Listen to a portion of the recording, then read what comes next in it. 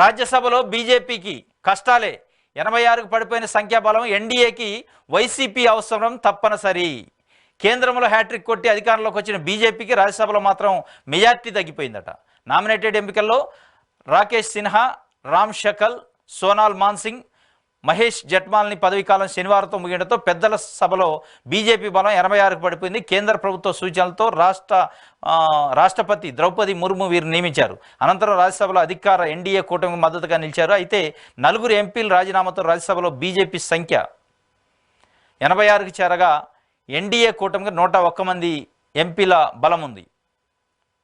మొత్తం 245 సభ్యులు కలిగిన పెద్దల సభలో మెజార్టీ మార్కు 113గా ఉంది. ప్రస్తుత రాజ్యసభలో 225 మంది ఉన్నారు. మొత్తం 245 ఉంటుంది రాజ్యసభ ఎప్పుడైనా, కానీ దాంట్లో 225 మంది ప్రస్తుతం ఉన్నారు.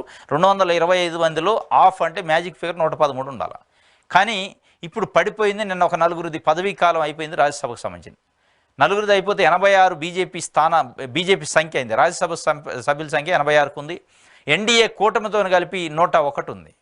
అంటే 113కి ఇంకా 12 స్థానాలు తక్కువ ఉన్నాయి. రాజ్యసభలో ఏదైనా బిల్లు ఇంపార్టెంట్కి సంబంధించిన ద్రవ్య బిల్లు కానీ ఇట్లాంటి పాస్ కావాలంటే కంపల్సరీ రాజ్యసభలో పాస్ కావాలి. రేపు బడ్జెట్ కానీ ఏదైనా తప్పనిసరిగా వేరే పార్టీల మీద ఆధారపడే అవకాశం ఉంది. దాంట్లో స్పెసిఫిక్గా వైఎస్ఆర్సీపీ పైన ఆధారపడాల్సిన పరిస్థితి ఎన్డీఏ కూటమికి వచ్చిందనేది ఒక వార్త రాశారు. ఎందుకంటే వాళ్ళకి 11 రాజ్యసభ మెంబర్లు ఉన్నాయి. వైఎస్ఆర్సీపీ బల్క్గా ఎక్కువ సంఖ్య ఉందో వాళ్ళకే ఇప్పుడు. అంటే అటు ఎన్డీఏ ఇటు ఇండియా కూటమి కాకుండా న్యూట్రల్గా తటస్థంగా ఉన్న పార్టీలలో ఇటు వైఎస్ఆర్సీపీకి సంబంధించి 11 ఎంపీలు ఉన్నాయి రాజ్యసభ మెంబర్లు. బీఆర్ఎస్కి కూడా ఒక 4 నుంచి 5 దాకా ఉన్నాయి. ఈ 2 కలిస్తే వాళ్ళకి అక్కడ ఈజీగా ఎన్డీఏ ప్రభుత్వం బిల్స్ పాస్ చేసుకోవడానికి అవకాశం ఉంటుంది.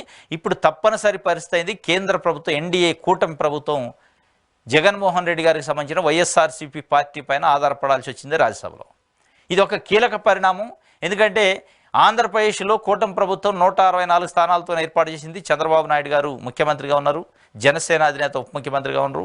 మొత్తానికి వైఎస్ఆర్సీకి సంబంధించిన ఈ 5 సంవత్సరాల్లో అనేక అక్రమాలు చేశారు. వాళ్ళపైన కేసులు పెడతాం, వాళ్ళని చట్ట ప్రకారం శిక్షిస్తామని పదే పదే చెప్తున్నారు. ఒకవైపు వైఎస్ఆర్సీపీ ఉంటుంది, ఇది కక్ష సాధింపుల భాగమే, ఎట్లాంటి అవినీతి అక్రమాలు జరగలేదు. వాళ్ళు చేసేది కక్ష సాధింపై. జూన్ 4 నుంచి ఈ రోజు వరకు కూడా ఎక్కడ పడితే అక్కడ విధ్వంసాలు చేస్తున్నారు, దాడులు చేస్తున్నారు వైఎస్ఆర్సీపీ పార్టీ నాయకులు, కార్యకర్తలు, ఆస్తులపైన వాళ్ళపైన అని చెప్పి. వీటన్నిటి దృష్ట్యా ఇప్పుడు వైఎస్ఆర్సీపీకి ఒక రిలీఫ్ దొరికింది. ఎన్డీఏ కూటమి, ఎన్డీఏకి సంబంధించిన నరేంద్ర మోదీ ప్రభుత్వం వైఎస్ఆర్సీపీ మద్దతు అవసరమైంది వాళ్ళకి. కాబట్టి ఇది ఈ దిశగా కక్ష సాధింపులు కొంత తగ్గే అవకాశం ఉంటుంది. చంద్రబాబు నాయుడు గారిని కూడా కంట్రోల్ చేసే అవకాశం ఉంటుంది, అటు మోడీ, అమిత్ షా.